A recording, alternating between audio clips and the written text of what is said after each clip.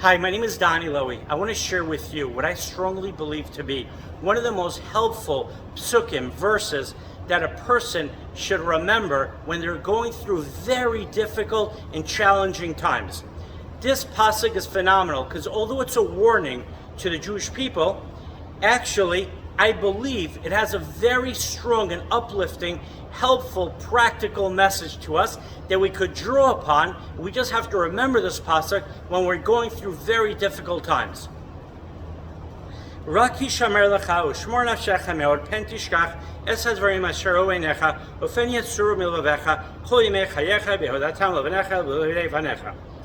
Only beware for yourself and greatly beware for your soul, lest you forget the things that your eyes have beheld, and lest you remove them from your heart all the days of your life and make them known to your children and your children's children. So God is telling the Jewish people, when you're in the land of Israel and you settle down and you feel disconnected from the responsibility of following the Torah, remember everything that you saw and remember that everything is real. Essentially, right, if you could remember you're a Jew in the desert, and you could remember being at Har Sinai, you could remember other miracles, then you'll be reminded of the authenticity of the Torah, and also why you're following the Torah, because you saw so much good in your life. Now, why is this so important in our own lives? Because it's completely rational and understandable that when we're going through really difficult, challenging times, and we're immersed emotionally, intellectually, in a situation that just does not really have any silver lining to it, or we can't see any silver lining, we start seeing everything through not the most positive lens.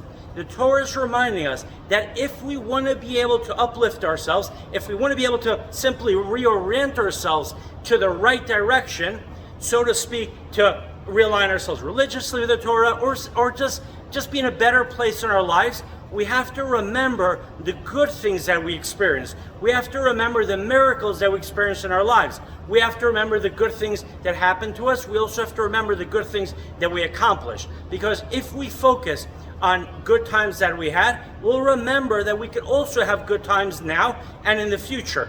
If we remember good things that happened to us, that were done for us, we could remember and we'll know that it's very likely and very possible that good things could happen to us and will be done for us now and in the future.